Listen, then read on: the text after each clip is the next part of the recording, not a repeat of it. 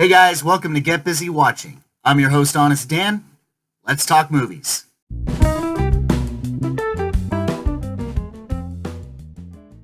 Well, here's a highly anticipated one, It, Chapter 2. But we're going to kick this sucker off with a quick discussion of the franchise as a whole. Let's start with the 1990 original miniseries starring the global treasure himself, Tim Curry.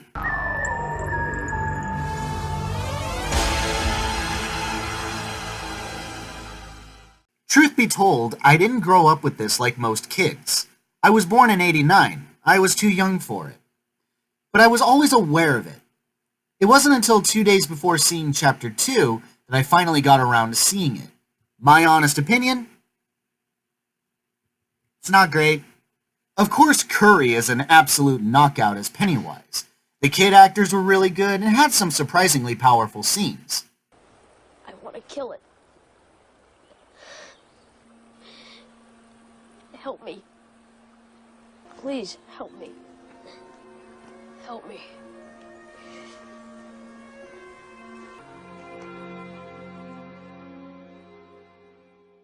And it still kills me that Seth Green is a little baby playing Richie. So it's not without good or enjoyable elements. But I feel like the only way you could be scared by this movie is if you are a kid.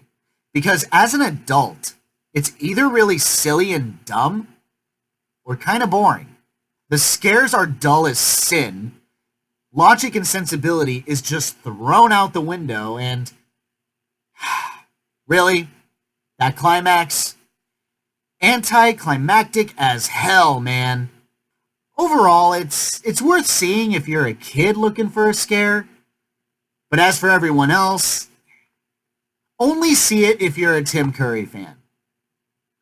Which all of you should be. My honest rating for It, the 1990 original miniseries, a 3 out of 5. But now, let's fast forward 27 years and talk about the 2017 theatrical release starring Bill Skarsgård.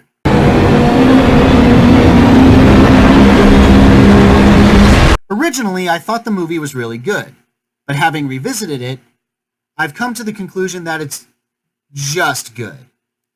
About the only real complaint that I have is that Pennywise is too obvious a monster that no kid would be drawn to.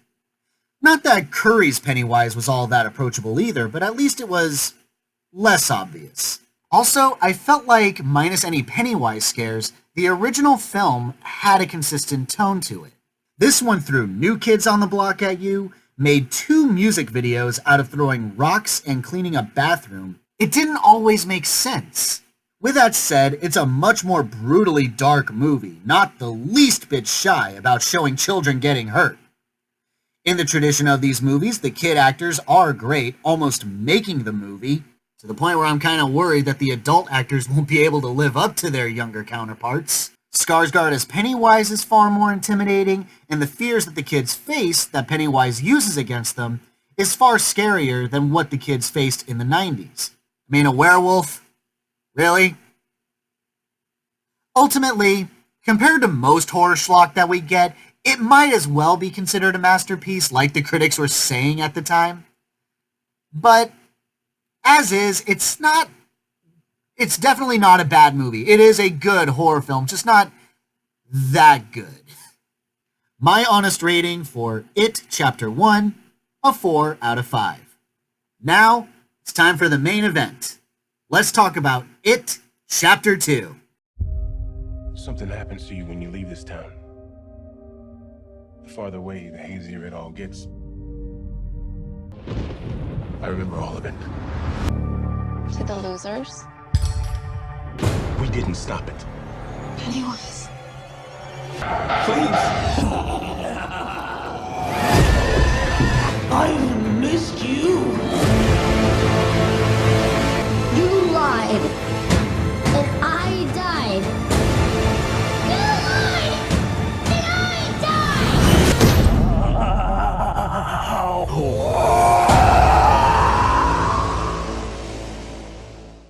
Returning to the director's chair is Andy Muschietti, known for Mama.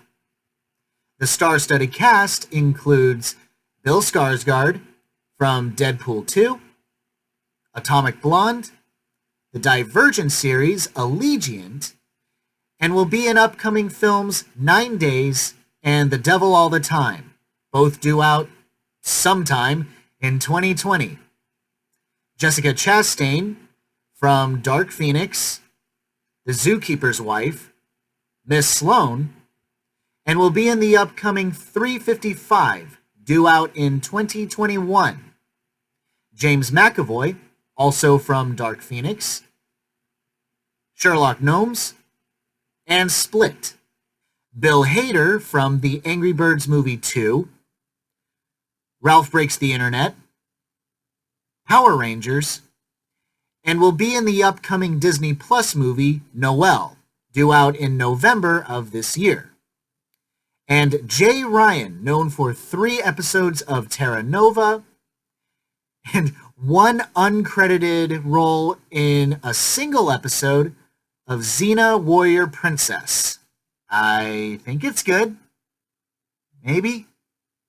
I'm honestly still kind of lost on where my opinion lies. Because on the one hand, there's a lot of stuff that it does that I really liked, but there is a huge disconnect between me and the film, and I can't quite put my finger on what it is. Let's keep talking, and maybe I'll figure it out as I go.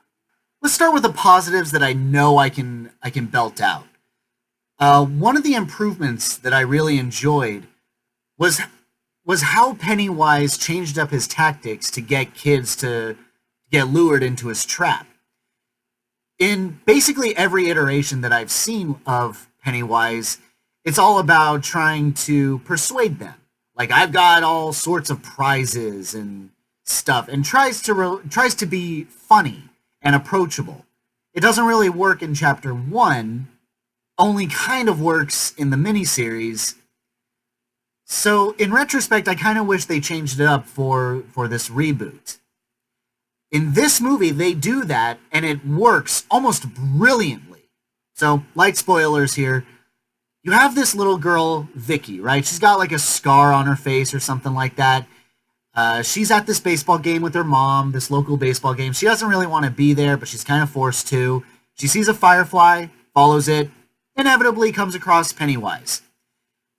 Now, this little girl, that light bulb goes off. Pennywise is freaky looking, and she don't want to be near him. She starts to jet, doesn't want to talk to him any further. But here's what Pennywise does that I think is absolutely brilliant. He starts sobbing. Why? Because he starts saying that nobody wants to play with him because of how scary he looks. Oh. It's like the filmmakers were listening to the criticism of the first movie. Because they were saying, yeah, he's too scary. No kid would be drawn to someone that freaky looking. Well, they take that criticism and use it to their advantage. Because he's making the same comments that we did in our criticisms of the last film. So now he's looking more pathetic. He's trying to relate to the little girl who's now like, oh yeah, I understand what it's like to be picked on for the way I look. Therefore, she gets killed. I thought that was amazing. And almost to the point where I wish they did that for the first movie. But they didn't do that for the first movie. But as it stands in this movie alone, it works really well. I am 100% on board with that change. One of my bigger concerns, as I previously said going in, was worrying that the adult actors would not really live up to the kids that were in the previous film. To their credit, they do. I'll tackle my issues with it later on. But there are some legitimately good scenes with these actors. Particularly the reunion in the restaurant had some pretty decent laughs, especially from Richie, who's got some brilliant one-liners in this film. I do give credit. The intentional comedy is actually really good and really effective. Might be some problems later, but we'll cross that bridge when we come to it. Another concern that got alleviated was whether or not the kid scenes that we knew were going to appear in this film were going to be a little too intrusive. What was going through my mind was that we were going to get unnecessary flashback scenes that we already saw from the first film. Just weird playback to remind us of what happened in that first flick. I'm so happy that's not quite the case. They do that, but not as intrusive as I originally thought. A lot of the scenes, while again I'll talk about my issues with them later on, they are integrated a little more organically to the story. So I'm very much grateful for that. It could have been worse, John. A lot worse.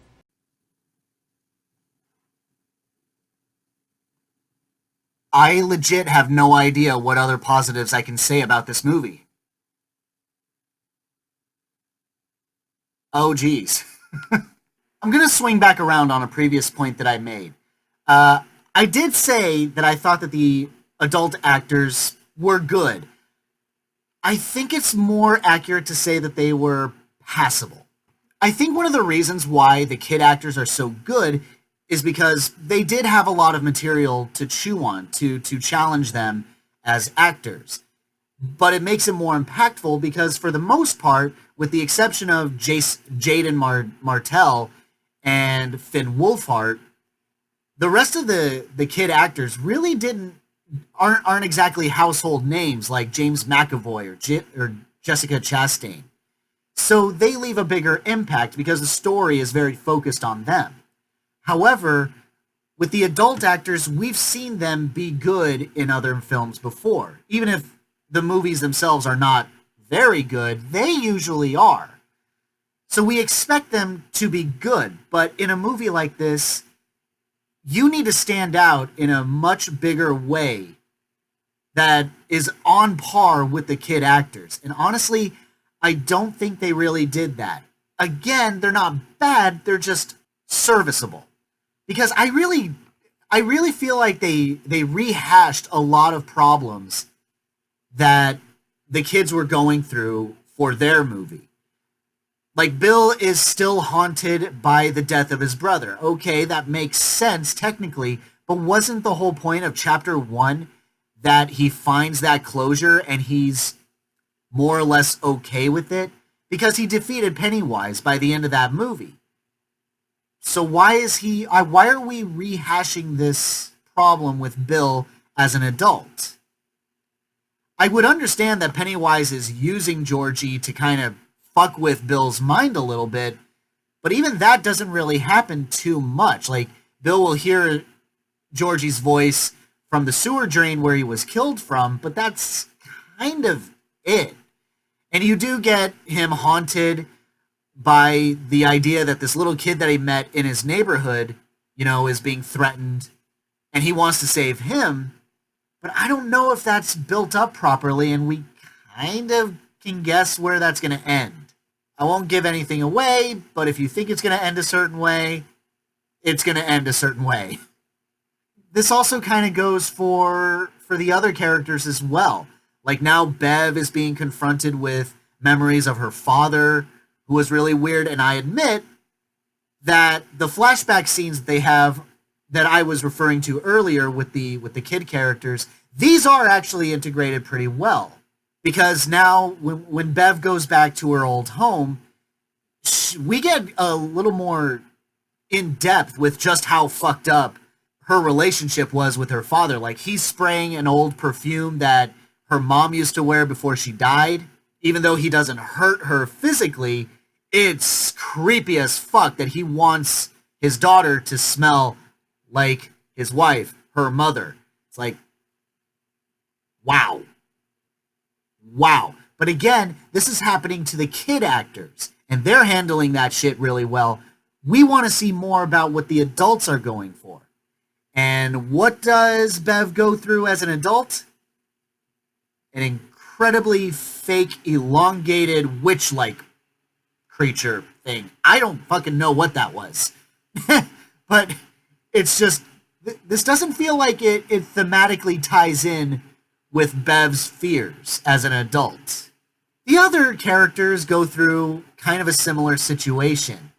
That's sort of a big problem that I had here, actually, is that the fears that the adults are going through or are supposed to be facing don't feel like they're actually facing them. We're just kind of being reminded that they were supposed to have these problems as kids, but they're not really facing them in the form of a Pennywise scare, which I thought was the point of chapter 1. Bill is afraid that Georgie's death was his fault. So that's why Pennywise takes the form of Georgie and mocks Bill with his corpse. Bev is afraid of her father, so therefore Pennywise turns into her father. Eddie is afraid of germs, so Pennywise turns into a leper. All of those fears made sense, and how Pennywise uses those fears against the kids made sense. But here, it doesn't always make sense, if at all. In the case of Richie, we learned that maybe he might be hiding some homosexual tendencies, like maybe he's bisexual or gay or something like that. But again, like with Bev, the flashback scenes that we get with Finn Wolfhard, that repression of sexual orientation is happening to him, not to adult Richie. And while Bev had to go to her old home and get attacked by the witch thing in order to get her artifact to sacrifice for the ritual, Richie didn't have to do any of that. He just walked into the old arcade, grabbed a token for the arcade machines, and just walked out of there. That was all he had to face. By the time he encounters Pennywise as an adult, it just sort of happens randomly and for no reason. Ben returns to the school, and again, we get another flashback of young Ben being tormented by Pennywise, but again, Ben doesn't really go through much, or at least, or did he? And I just kind of repressed that scene a little. I don't even remember. But I'm pretty sure he didn't actually face Pennywise at all. Again, some of these characters have to fight Pennywise and confront their fears in order to get their artifacts, but other characters don't. They just walk into where they need to go and get it. And we get treated to a flashback scene. It's not fair. Sorry guys, I'm a little hungry, so I'm gonna kind of eat while I review. I'm also gonna circle back on another point that I made when I said that there was legitimate comedy in this movie. I put emphasis on that for a reason. There is some unintentional comedy in this movie, and it takes you right the fuck out of it. Take that restaurant scene that I said had great chemistry. You probably know this if you've seen the miniseries, but the fortune cookies come to life and, start scaring everybody. In this one, however, it gets fucking silly. Like, one of the monsters that comes out of the cookie is like this scorpion spider thing, but it's got like the face of a crying baby. It's just like, my God, this looks so fucking stupid. There's another one where it looks like a fetus of a chicken or something, and another one where it's literally just a fortune cookie with like a single bat wing just fluttering about. It just... Did no one look at the final product of this and say, maybe we shouldn't do this? Maybe this isn't a good idea. And I'm just some dude watching the movie, eating food, and I'm telling you that looked fucking stupid. And remember that scene that I talked about? When Richie meets Pennywise as an adult? Right before that scene, we get a flashback with Richie, who is attacked by a Paul Bunyan statue. Yeah. It looks like something straight out of Toy Story. It's colorful and cute looking, and it's just like, well, minus the sharp teeth and everything, but that's so lame. It's so fucking lame. Even like toward the climax, there's a scene where Pennywise has all the adults trapped in like certain fears, and has them isolated and they're facing shit. In the case of Bev, if you remember in chapter 1, she's in her in the girls' bathroom stall smoking a cigarette. It happens to her again here, but now her stall is being over flooded with blood and shit. But like within the crack of the door of the stall, it's just like it keeps opening and closing, revealing a new face, and I'm just like, what is this, a whack-a-face or something? Like, what the fuck am I watching here? This looks so stupid. A common thing that I had to say in this movie is, oh my god, this is so fucking stupid. I shouldn't be saying that, because I didn't do that very much in the first movie. But I did it a lot here. Some of the fears are played up for laughs. Like, there was a comment earlier that Richie made about, you know, can Pennywise turn into a Pomeranian, like a dog or something? And we see that, and then one comment later, it turns into this hideous hellhound beast thing, and they scream, and, you know, it gets a scare, but it's like, it's still silly. Yeah, I'm telling you, man, the unintentional comedy in this movie is cranked to 1,000,000. And it does not make the movie work at all.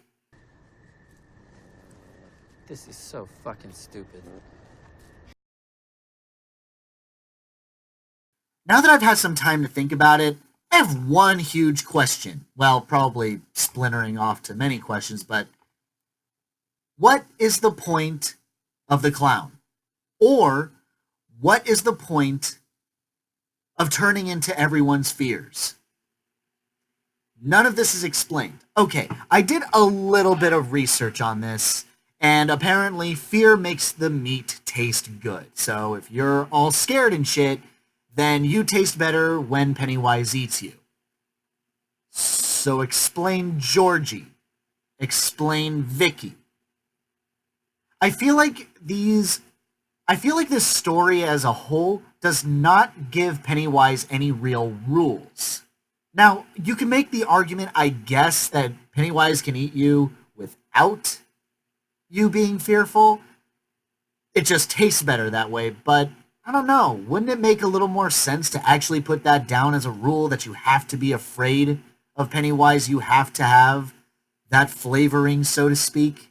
When you create a monster in horror films, you need to have it have rules. Otherwise, you're going to constantly point out inconsistencies, or you're going to constantly point out stupid things, or things that you would think are stupid.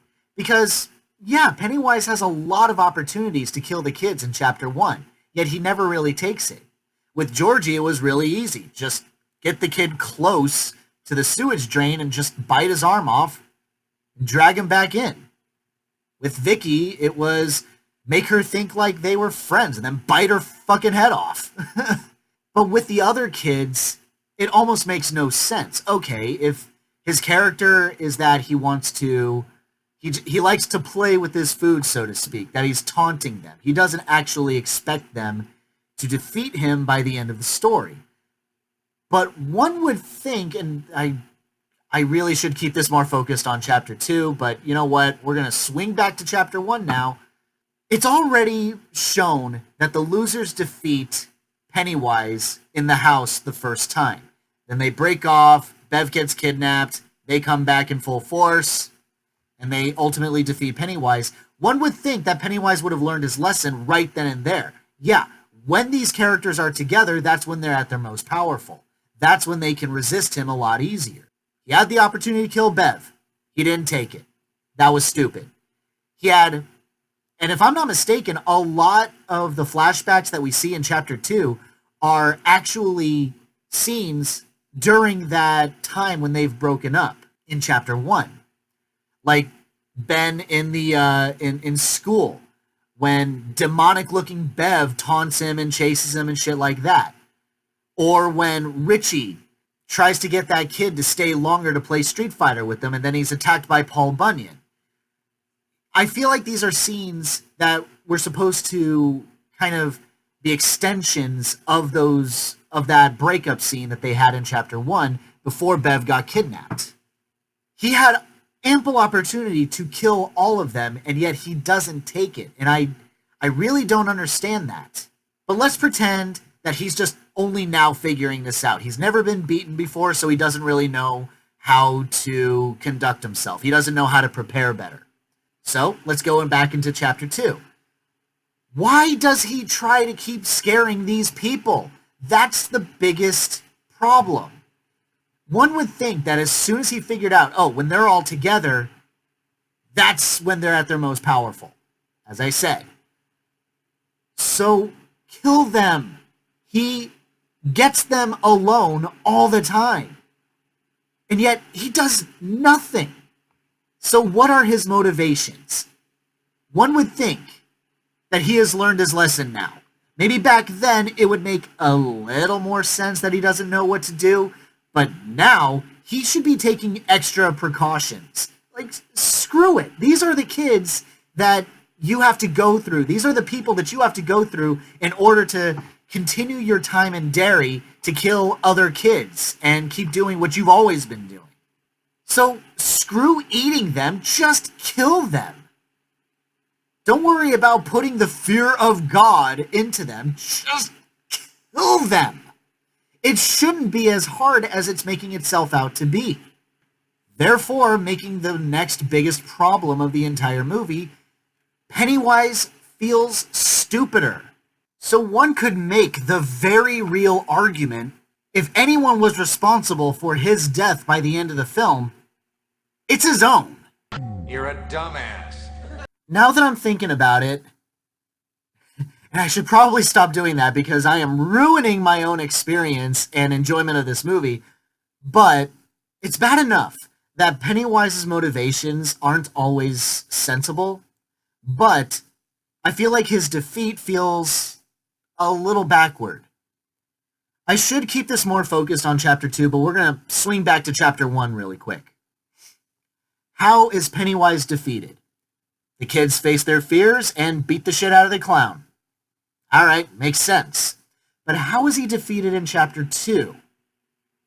The losers just scream at Pennywise, making their fears seem smaller or less scary, thereby giving them room to rip his heart out.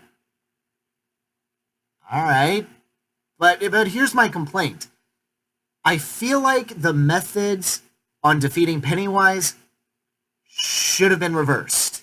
The whole point of it, I feel, is about facing and conquering your fears, both as a kid and as an adult.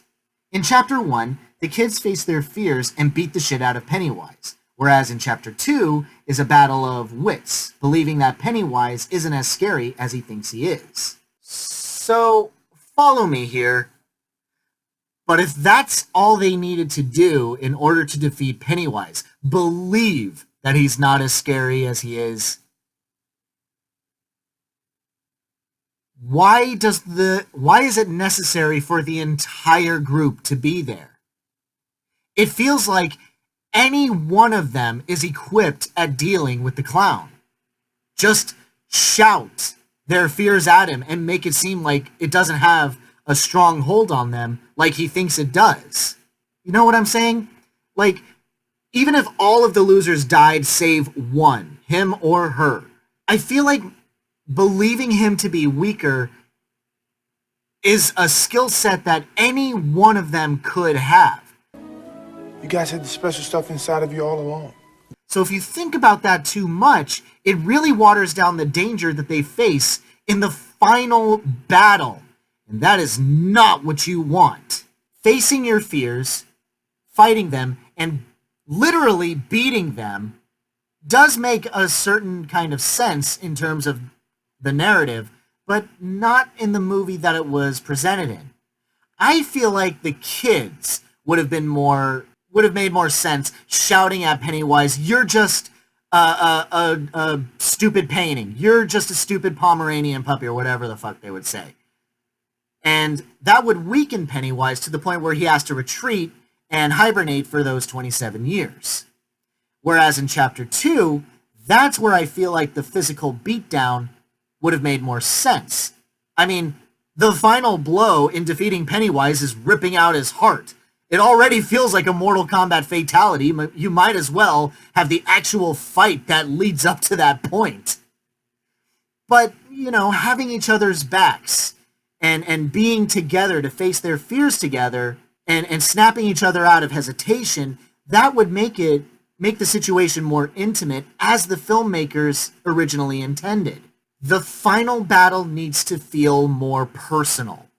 And nothing is more personal than your closest friends seeing you at your most vulnerable and uplifting you to prevent you from falling. That's my problem with the finale. It's not as intimate as it could have been, and therefore I couldn't connect with it. They blew their load in chapter 1. Therefore, in chapter 2, it was never going to live up to that.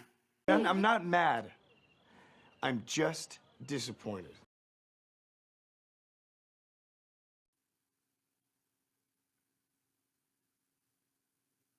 Yeah, I'm drinking wine now. Big whoop. You want to fight about it? Overall, yeah, I think this movie is kind of a disappointment. I don't think it's really good. That's not to say I think that there's nothing good about the movie. I like certain ideas that were presented, like how Pennywise lures kids into his traps and how he kills them. I do like the actors are serviceable, I suppose, but if only one of them really stands out and it's the comic relief, which is kind of any movie you could argue, that's not all that impressive. I still maintain that compared to most horror films that we get, this one at least has a sense of passion to it. You can tell that the filmmakers wanted to make a good movie. It's just not written or directed all that well. So there's still room for improvement. I mean, let's pretend in 27 years someone wants to remake this movie again. Honestly, I'd be open to it. If there were any improvements that I would make, I would say, yeah, if you want to go down the road of making Pennywise seem more human and more relatable and make him a legitimately better clown than either Tim Curry than Tim Curry could, I'd say you got it. If you wanted to go the route of the more deformed, barely human-looking Pennywise, like in these movies, you could do that too. Just do what Chapter 2 did and just make him seem more pathetic and have him more relatable to other losers that may be drawn to him and relate to his supposed bullying. But as is, I'm gonna say it's not good, which hurts to say because I enjoyed the movie as I was watching it, but now that I've thought about it, it's hard to like it anymore. I'm sure I'll be in the minority on this one, but man, I was hoping for a lot better, and I didn't get it. Could have been a whole lot worse. I've seen a whole lot worse, but this was a pretty big disappointment. My honest rating for It Chapter 2 is a 3 out of 5. Thanks so much for watching, you guys. I really appreciate it. Have a great day. Hope to see you soon.